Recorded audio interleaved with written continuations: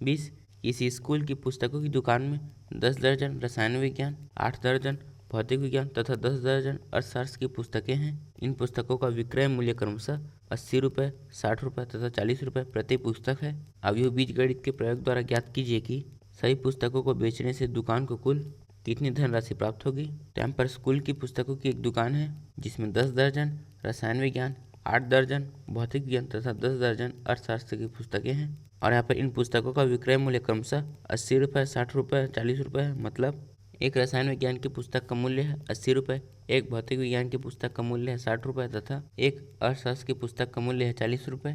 और हमें इसमें अवयव बीजगणित के प्रयोग द्वारा यह बताना है कि पुस्तकों को बेचने से दुकान को कुल कितनी धनराशि प्राप्त होगी। तो हम इसे हल करेंगे। तो यहाँ पर हम लिखेंगे, दिया है रसायन विज्ञान के विक्रय की पुस्तकें। तो यहाँ पर रसायन विज्ञान के विक्रय के कुल 10 दर्जन पुस्तकें हैं और एक दर्जन में कुल 12 पुस्तकें होती है।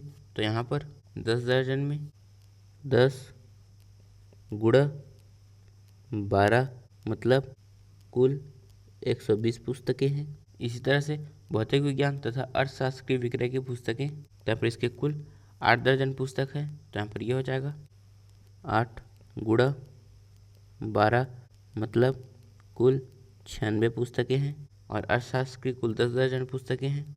तो यहाँ पर ये हो जाएगा 10 गुणा 12 मतलब 120 पुस्तकें हैं। और यहाँ पर इन पुस्तकों का विक्रय मूल्य क्रमशः 80, 60, 40 रुपये प्रति पुस्तक है। तो यहाँ पर हम लिखेंगे इसका विक्रय मूल्य क्रमशः 80 रुपये, 60 रुपये, 40 रुपये है। तो अब हम दुकान को प्राप्त कुल धनराशि ज्ञात करेंगे और इसे ज्ञात करने के लिए हमें इसमें अवयव बीजगणित का प्रयोग करना है। तो उसके लिए हम 2 अवयव लेंगे, जिसमें से एक अवयव में पुस्तकों की संख्या होगी और दूसरे अवयव में पुस्तकों का विक्रय मूल्य होगा। और उसमें से एक अवयव ऐसा और एक अवयव ऐसा होगा। तो पहले हम पुस्तकों की संख्या को लिखेंगे। तो यहाँ पर आ जाएगा अवयव 120, 96, 120, फिर गुणा में अवयव 80, 60, 40। तो हम इन दोनों का गुणा करेंगे। तो यहाँ पर ये अवयव 1/3 का है और ये 3/1 का है। तो जब हम इन दोनों का गुणा करेंगे तो प्राप्त अवयव 1/1 का होगा। तो पहले हम इसका इसमें, फिर इसका इसमें और इसका इसमें गुणा करेंगे। तो जब इसका इसमें गुणा होगा तो यहाँ पर आ जाएगा 9600। फिर हम इसका इसमें गुणा करेंगे तो यहाँ पर आ जाएगा 5760। फिर हम इसका इसमें गुणा करेंगे तो यहाँ पर आ जाएगा 4800।